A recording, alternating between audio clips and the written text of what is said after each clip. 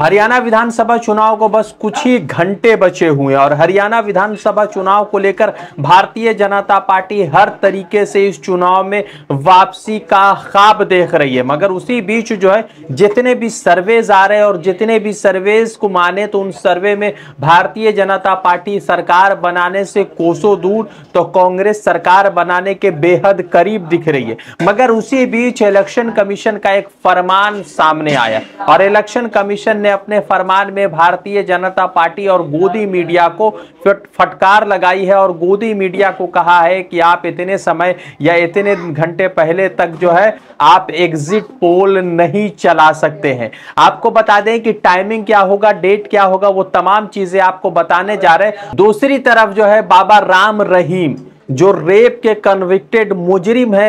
है उसको जो है परोल दिया जाता है 20 दिनों का और 20 दिनों का ये जो परोल है वो 4 सालों में 15 मर्तबा ये परोल मिलता है। तो दूसरी तरफ सोनम वांगचुक को गिरफ्तार कर लिया जाता है, दिल्ली में डिटेन किया जाता है। आपको बता दें कि इन तमाम चीजों के बीच में एक बड़ा महत्वपूर्ण अपडेट ये भी है कि हरियाणा विधानसभा चुनाव से पहले जिस तरह से बाबा राम रहीम को रिलीज किया गया है उस पर कांग्रेस की तरफ से सवाल उठाया गया है और इलेक्शन कमीशन के सूत्रों के अनुसार इलेक्शन कमीशन ने एक बड़ा रोल प्ले किया है और बड़ी चीज उसमें अपडेट सामने आई है। नमस्कार, आदाब, मेरा नाम है रजा अंसारी। देश नीति पर आपका स्वागत है।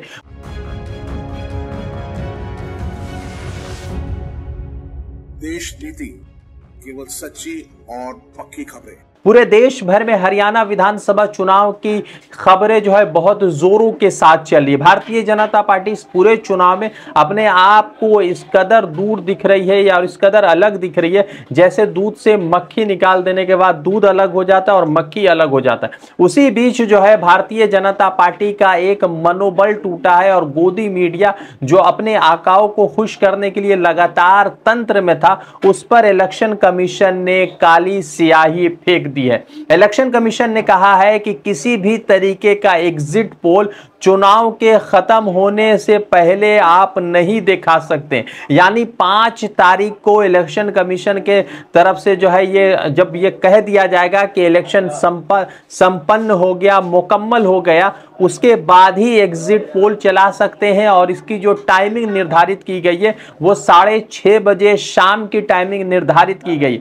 आपको बता दें कि जम्मू एंड कश्मीर का भी चुनाव हो चुका है और जम्मू एंड कश्मीर चुनाव में 3 चरणों के बाद मुकम्मल तरीके से इलेक्शन खत्म हो चुका है जम्मू एंड कश्मीर में। मगर जम्मू एंड कश्मीर के भी एग्जिट पोल पर जो है प्रतिबंध लगा दिया गया है और जम्मू एंड कश्मीर का एग्जिट पोल भी हरियाणा विधानसभा चुनाव के संपन्न होने से पहले नहीं दिखाया जा सकता। इलेक्शन कमीशन ने यह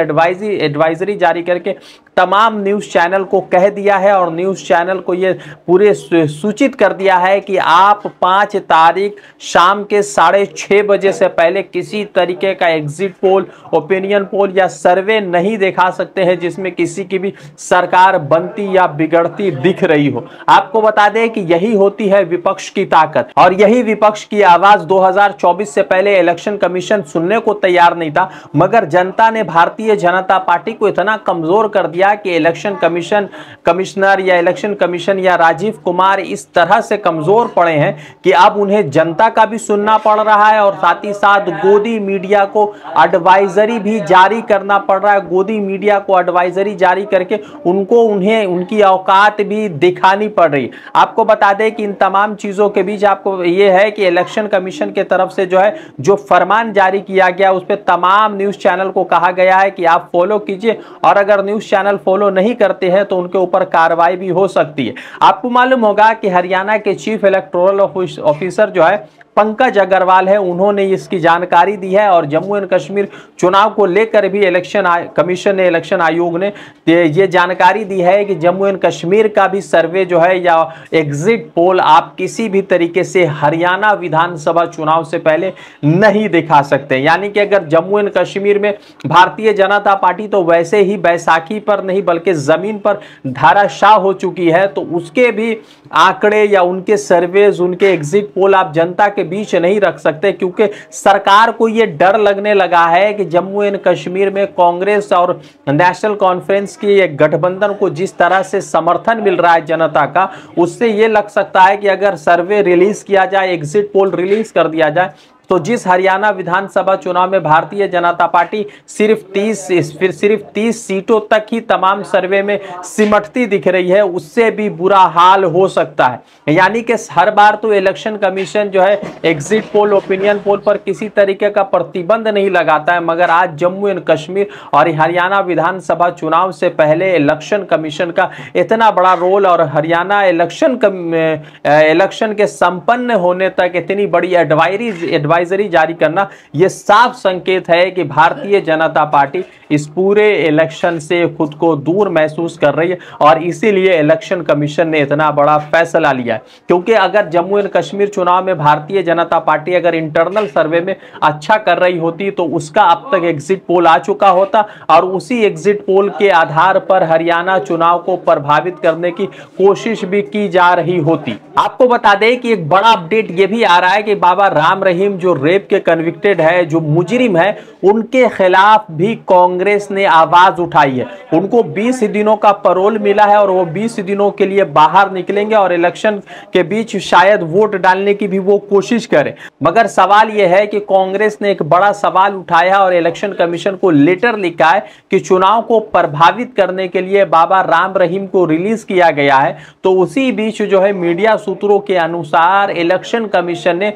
बाबा राम रहीम को हरियाणा में एंट्री से प्रतिबंध लगा दिया है। यानी बाबा राम रहीम इलेक्शन होने तक हरियाणा में एंट्री नहीं कर सकते, हरियाणा में एंट्री नहीं मार सकते। इलेक्शन कमीशन के ऊपर कांग्रेस का प्रेशर और इंटरनल सर्वे में भारतीय जनता पार्टी की जमानत जो है जब्त होती दिख रही है और उसी बीच इतना बड़ा अपडेट आना कहीं ना कहीं भारतीय जनता पार्टी के लिए मुश्किलें खड़ी कर रहा है। आपको बता दें कि बाबा राम रहीम इतने दो महिलाओं के साथ यौन शोषण के आरोप में जेल में है। उससे पहले उनके ऊपर एक मर्डर का भी केस लगा हुआ। इनको हर चुनाव से पहले भारतीय जनता पार्टी की मंडली क्या कुछ करती है और उनको पैरोल मिल जाता है। सोनम वांगचुक गिरफ्तार हो जाएंगे, मौलाना सलमान अजहरी गिरफ्तार हो जाएंगे, मगर रेप के कन्विक्टेड मर्डर को लेकर इल्जाम जिनके ऊपर है उन व्यक्ति को 20-20 दिन का पैरोल मिलता है। और यह पहली बार नहीं हुआ, इससे पहले हरियाणा विधानसभा चुनाव में भी 13 अगस्त को पैरोल मिला, फिर उसके बाद जनवरी 2024 में पार्लियामेंट्री चुनाव को लेकर पैरोल मिला, फिर उसके बाद नवंबर 21-23 को राजस्थान चुनाव को लेकर इनको पैरोल मिला, राजस्थान में के चुनाव को पैरोल मिला, हरियाणा पंचायत चुनाव के लिए पैरोल मिला, हरियाणा म्युनिसिपल बॉडी चुनाव के लिए पैरोल मिला। यानी कि अगर आप इनके आंकड़े देखेंगे तो 2017 से ये जब से जेल में गए हैं आधा से ज्यादा समय ये पैरोल पर बाहर ही रहते हैं। अब देखना महत्वपूर्ण यह है कि भारतीय जनता पार्टी बाबा राम रहीम को लेकर बाहर आई थी अपने चुनावी तंत्र को मजबूत करने, मगर इलेक्शन कमीशन भी समझ चुका है कि अगर ऐसा कुछ होता है तो कांग्रेस और दूसरे जो अपोजिशन के लोग हैं वो इस मर्तबा बहुत मतलब के तैयार है और शायद इलेक्शन कमीशन को भी अगर इस तरह के फैसले होते हैं तो भारी कीमत चुकानी पड़ सकती है। इसीलिए इलेक्शन कमीशन ने बाबा राम रहीम को प्रतिबंध लगा दिया है कि वो इलेक्शन में से पहले हरियाणा में दाखिल या प्रवेश नहीं कर सकते। रज़ा अंसारी की रिपोर्ट, देश नीति के लिए।